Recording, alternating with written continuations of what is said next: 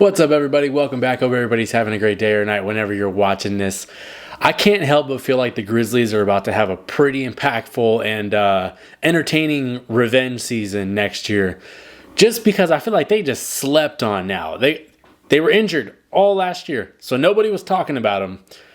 But now we're looking at like who are the teams that are going to be lining up to be fighting for the conference finals next year.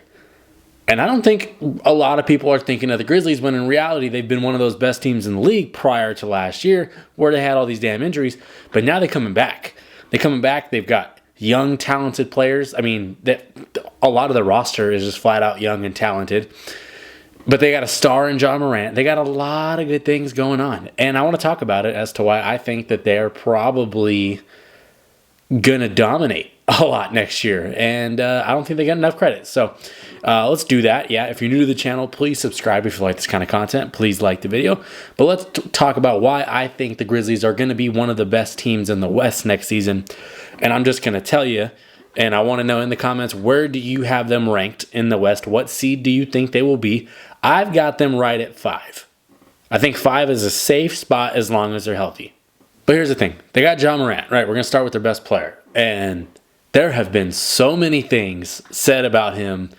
Bad, bad, bad. He's this, he's that. What they really haven't been saying is that when he's healthy, he's like a top 2 or 3 point guard in the entire NBA who has shown up in the playoffs and dominated other great defenses, putting 40-plus point games on teams that eventually went to be champions. He's had a lot of good stuff happen in his career. Obviously, we have the bad stuff, but we haven't heard any of that in like a year plus. So if he stays on that path where the bad stuff is not popping into the picture and he's just hooping, there's not many better than him. And people don't want to give him that credit because they want to say he's this, he's that. And I think it's dumb. As long as he continues on this path where he's, keeping his life in order. And I think it's at this point he's become slept on. You can maybe even say underrated by a lot of, just because you haven't seen him in a while. And the last time you did see him, they were talking bad about him, and he was doing some bad things, of course. But the talent has always been there. So if he's healthy, there may be one point guard in the NBA that's better than him, and he plays in Golden State. So, and even that, it could get debatable sometimes when they go head to head. And I'm not saying that he's bad. I'm not doing that. I'm just saying it could get debatable because Ja shows up when he plays against other great point guards. He shows up in big time. But yeah, so you're going to get him healthy back. You're going to get one of the best players in the world back and healthy. That you can never go wrong when that happens. Then you have Jaren Jackson Jr., who feeds off of Ja Morant. Last year we saw, sure, his points and things like that went up, but his efficiency went down. Just because of the main factor of when your best player is not out there, the defenses look at you different. They're able to size in on you a little bit more. He's coming back. He's going to be healthy. He's had a few years in a row now where he's been healthy. And he's former DPOY. We know he can protect the rim. And I think that they did a nice thing bringing in somebody next to him in the draft. We're going to talk about him later. Y'all probably know who I'm talking about. But they allow him to play the 4, be that free safety defender, and that's how I'm envisioning they're going to use him. And he's really good when you put him in that role. So, floor spacing big man that protects the rim. Not many of those that are as elite as he is at both. So, I like Jaren Jackson Jr. going into next season. Then you have Desmond Bane, who has shown he can be a 20-plus point per game kind of guy any given night. He can create for others. He's 40+% from 3. He will get down in the nitty-gritty on defense. He plays with an edge. He's everything that you want out of like a complimentary guard next to Ja Morant. He basically does everything Ja doesn't do great at, like particularly on the shooting side of things and the defensive side of things. He amplifies it. So Desmond Bane coming back next year after having an injury riddled last year, I think is going to be nice.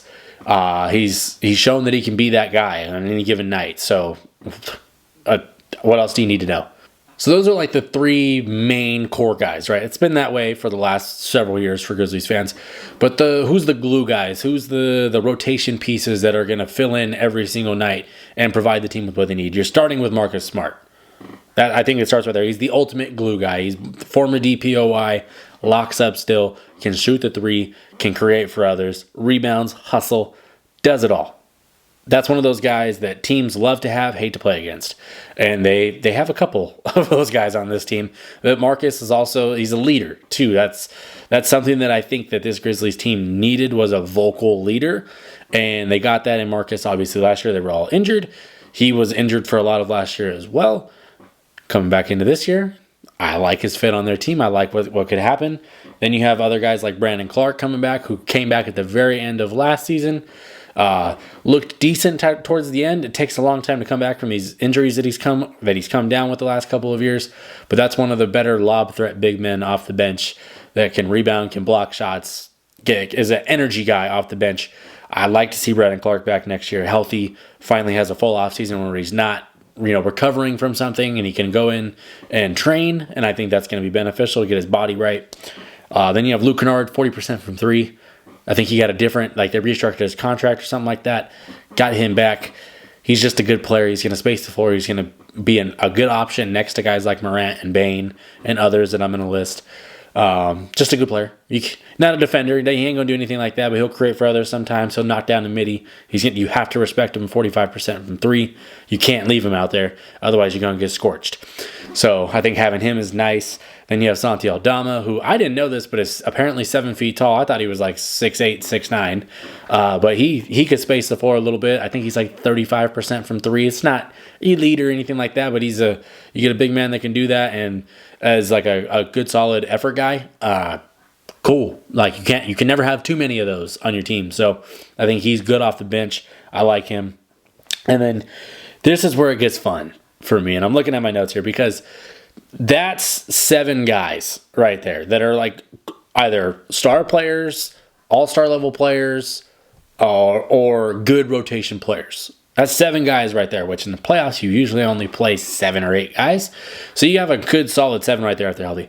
But the young guys on this team, I'm talking the young guys, the guys that have only played a year or two or are rookies. That's where I think they've set themselves apart in finding gems in later parts of drafts. And then we'll start with Zach Edey, who was I think he was pick 9 this year. You just gave John Morant a 7'4" center who is going to be a monster on the glass. He's going to protect the rim. He's going to set nasty screens. And anytime John Morant drives to the rim, he's going to attract 2, so you're going to have easy putbacks all day long. I can't wait to see those 2 play together, because Edey might be just a 13 and 10 every night, playing 23 minutes a game, whatever it is. But that combo is going to be nice. And I also like the Edey fit next to Jaren Jackson Jr. because it allows Jaren to go into that free safety role where he's playing off ball on the defense and has the help side rim protection, which is always a great thing to have with him. So Edey is going to put Jaren in a little bit better situation. He's going to make life easier on Ja, and he's just a monster in the middle. That's something you have to pay attention to. You can't leave him one-on-one more than likely down there with most centers. That center is probably going to get cooked. He's too big. So that's going to attract the defense's attention, which is now you're taking attention off of Desmond Bane, off of John Morant, off of Jaren Jackson Jr., and off of anybody else that's on that floor. Those dudes all demand attention. So now you're taking it, and it's pick your poison with him now. I was a little skeptical of the pick, but I've warmed up to it after kind of seeing how he fits on the roster. Well, we got a guy that I also want to talk about. There's 2 guys left, but I'm going to start with G.G. Jackson. He's 19 right now. He ain't going to be 20 till December. He was 18 for a portion of his rookie season, and we watched that man, after the All-Star break, average a dub. Averaged close to 20 a night. Last game of the season, puts up 44 points. He can score. He's going to put the lights out. And he's putting up numbers like that. Granted, it was on a bad team, injured team that was struggling. But he put up numbers like that on a team as a 19-year-old kid, essentially. While teams knew that, we really only have to worry about him. I think that's impressive. I think he's going to be kind of like a lightning in the bottle kind of player. And he's one of those guys I was alluding to when I say you find gems later in the drafts that they fall for whatever reasons. But he plays with attitude. He can score. He seems to be an infectious kind of guy.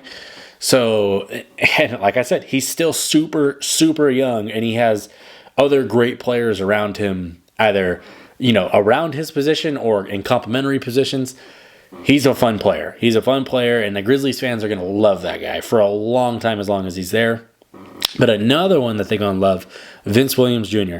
Got to watch a little bit of him in his sophomore year last year where, he was forced to play a bigger role just because of all the injuries. And he showed that he could do a little bit of everything. Jack of all trades, where he can get you 10, 15 points. He can get you 5, 6 rebounds. He can get you 4 or 5 assists. He can lock up. He has elite defensive potential. And now once you kind of take the offensive responsibilities off of him and you're handing them to John Morant, Desmond Bane, Marcus Smart, guys like that, you're putting the offensive responsibility on those guys. Now he can lock up even more on defense. He fits perfectly next to all these guys. So you have 3 young guys that really young guys that are quality rotation pieces at the worst that you found either late in the draft or took a chance on early in the draft, like Edey, where teams were trying to trade up to get other players, and they just took best player available in their minds. And the fit is nice. They've got 10 deep. You got 10 deep, and that's not to say that there's not somebody else that could come in and be that 11th guy when somebody goes down for a couple weeks, whatever it is. If healthy, they're a matchup nightmare because they can hit you from all ways, and they're going to be good defensively, and they have a good coach in Taylor Jenkins. If healthy, that is a huge asterisk that we've learned with a lot of NBA teams. If healthy, they're going to be a problem. And health is the only thing that scares me with them, because anytime you have an injury-riddled season like they just did, it's like, oh, hopefully that doesn't carry over to the next year and we're just cursed. I think hopefully that will not happen, of course. But because of that, I would have them at 5. But if they're healthy, they could climb. They could climb up that conference, no problem. But I like OKC, I like Dallas, I like Minnesota, and I like Denver to all be right in that mix too. But that's not to say that, like I said, it's not to say that Memphis can't be above any of those teams. They can't, be a dark horse, run in and make something happen. But let me know in the comments. Do you think 5 is fair? Do you think it's too high? Do you think it's too low? Let me know in the comments why. What's the rationale? Because I think they're a polarizing team that the more you talk about them, the more you like them. And that's one thing I'm noticing in this video. I'm becoming really excited for what next season will look like for them, because they could be special. But yeah, anyway, if you're new to the channel, please subscribe if you like this kind of content. Please like the video. Just watch out for Memphis next year. If they're healthy, they have a problem. It's that simple. But thanks for watching. I'm done. Peace.